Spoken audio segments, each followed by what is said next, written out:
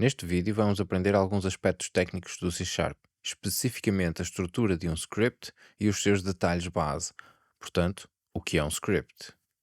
No contexto do Godot, um script é um pedaço de código que nos permite controlar o comportamento de um node do jogo, entre outras coisas.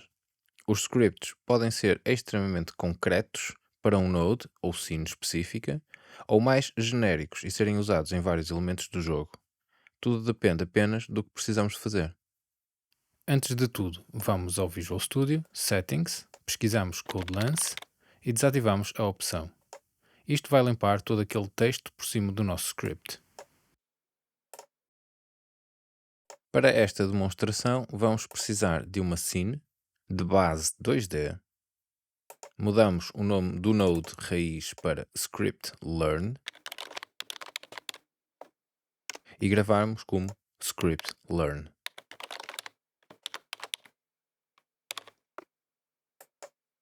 Vamos criar um script C Sharp hereditário de Node 2D, também com o nome Script Learn. Depois de o colocar no Node da scene, editamos o script. Um script em C Sharp tem uma estrutura específica. No topo do script encontramos as declarações de bibliotecas ou using statements.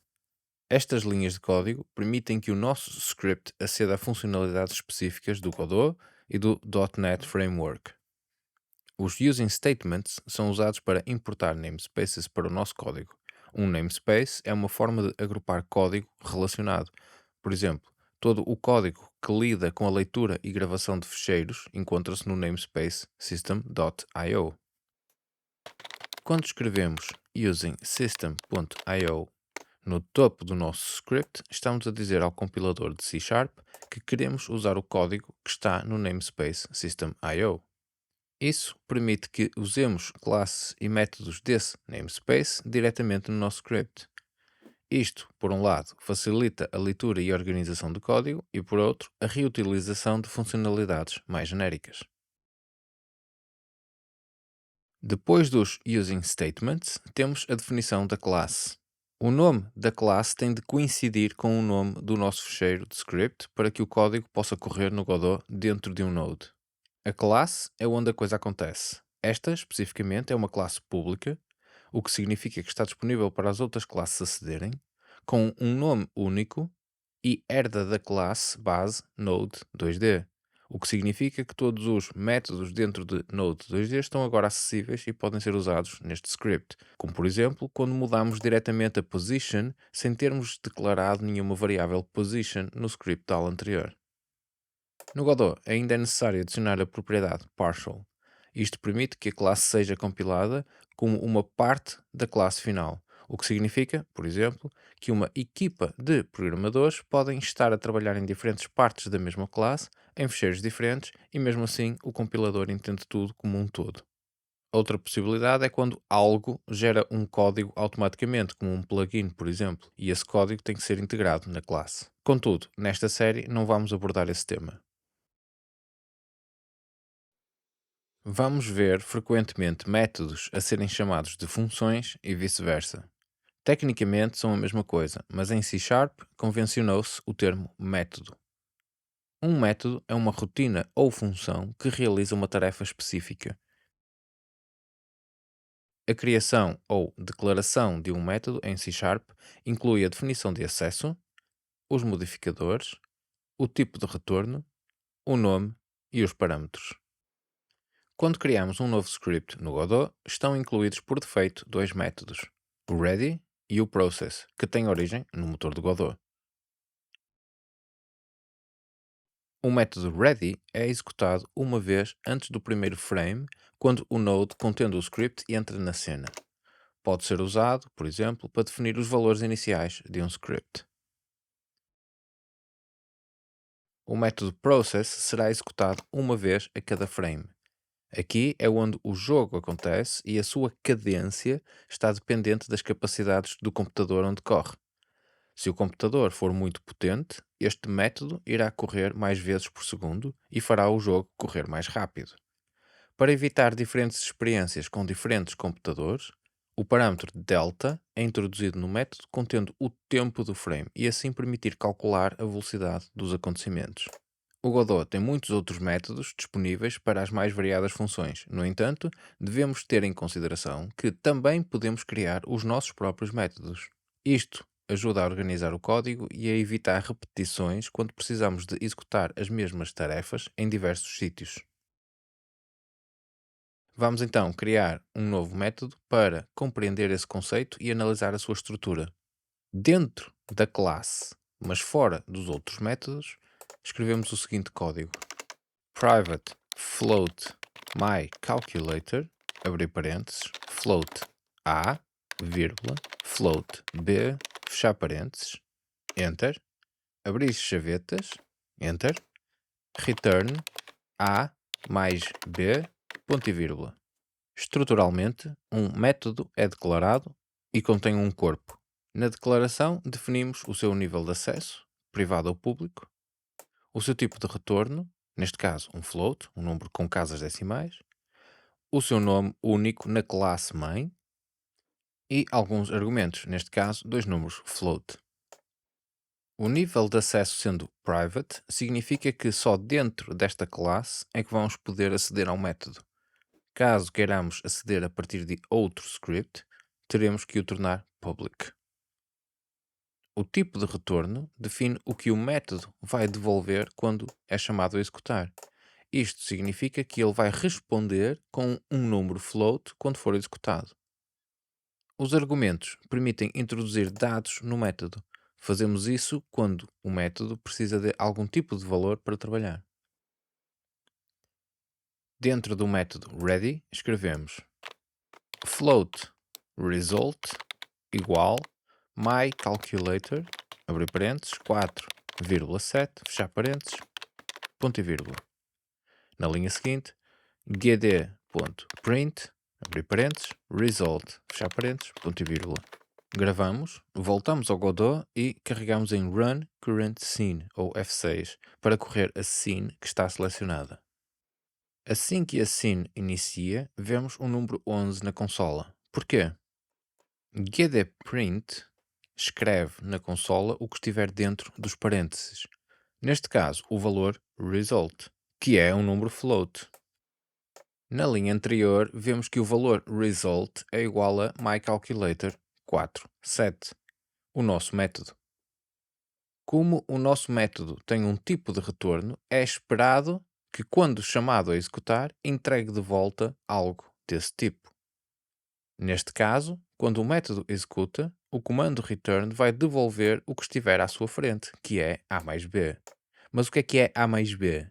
São variáveis, os argumentos que o método espera para trabalhar, neste caso, 4 e 7.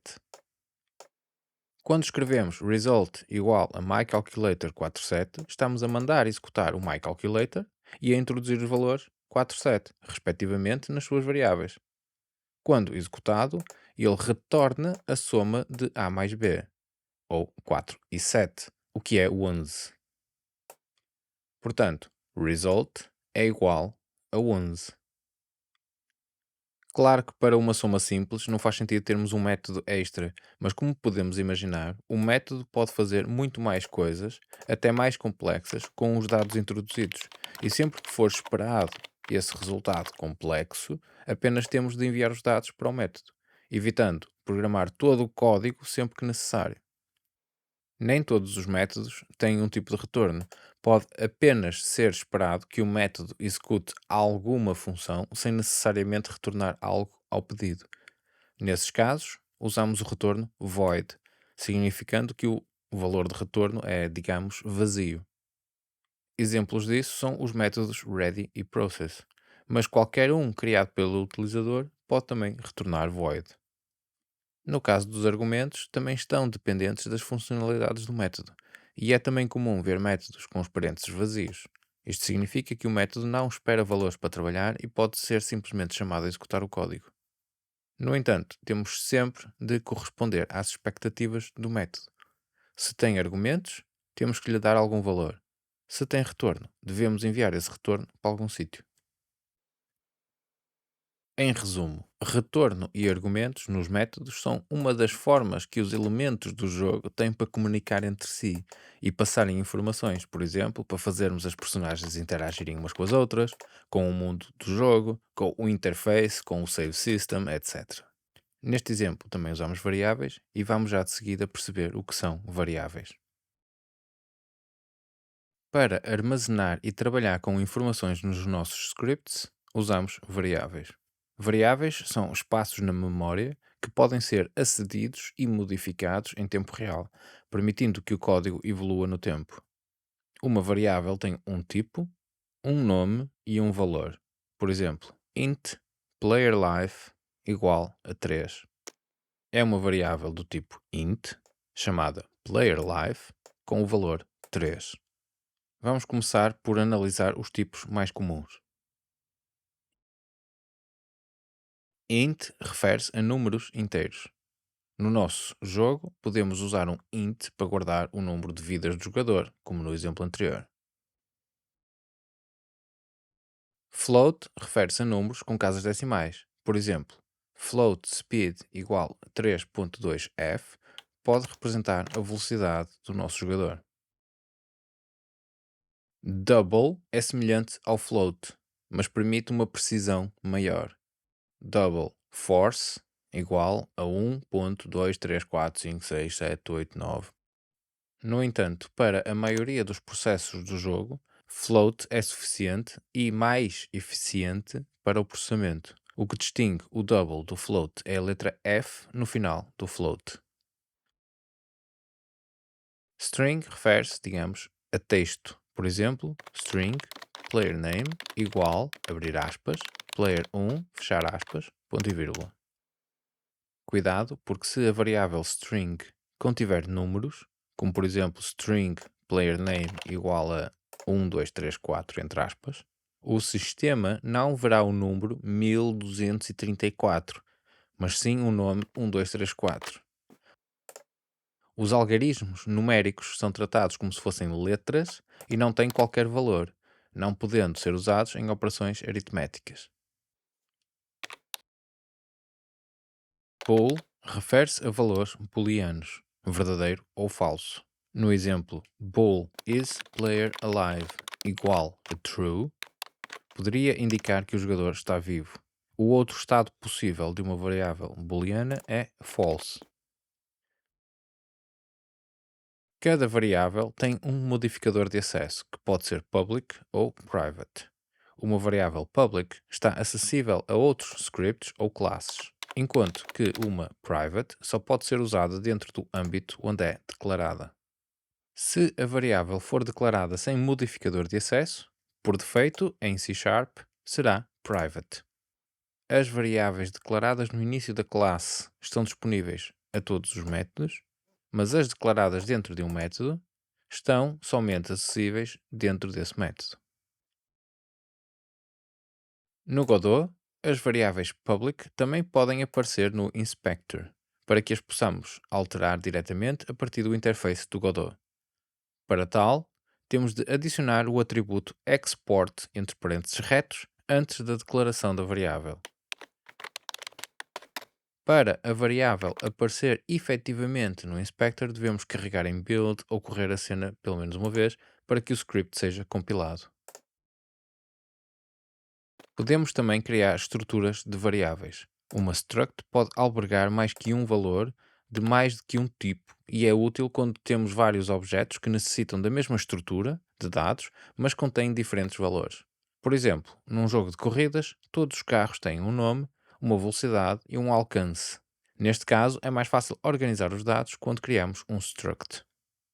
System serializable, entre parênteses retos, public struct race car, abrir chavetas, public string name, public float speed, public float fuel. Este é o corpo do struct e sempre que precisamos de adicionar um carro ao nosso código, só temos que declarar uma variável do tipo raceCar.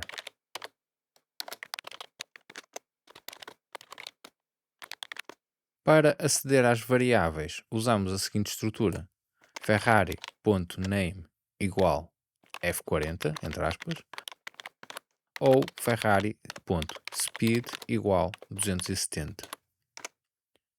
Usamos o ponto para navegar dentro da estrutura da variável e chegar ao destino pretendido, tanto para escrever como para ler a variável.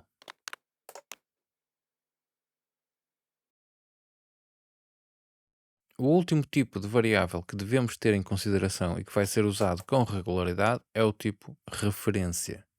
Podemos usar qualquer classe como tipo de variável e aceder facilmente a outros nodes e scenes no jogo. Export player p. P é a nossa variável do tipo player, que é o outro nosso script. Player tem uma variável speed. Ela ainda não é pública e precisa de o ser para a podermos ler fora do script player. No script player, adiciona public à variável speed. Na scene level 1, adicionamos a scene script learn. Selecionando esta scene, podemos ver a variável p vazia. Clicando em Assign, devemos poder escolher qual o elemento que tem a classe Player. No nosso caso, é a scene Player. Agora, P é uma referência a Player, que podemos aceder chamando P. No script learn, escrevemos dentro do ready gdprint p.speed. Isto vai escrever na consola o valor de speed em P, que por sua vez é o valor no script player. Desta forma, estamos a aceder a dados num elemento do jogo a partir do outro. Podemos ler ou escrever para modificar o comportamento de um ou de outro. Tudo depende daquilo que queremos fazer.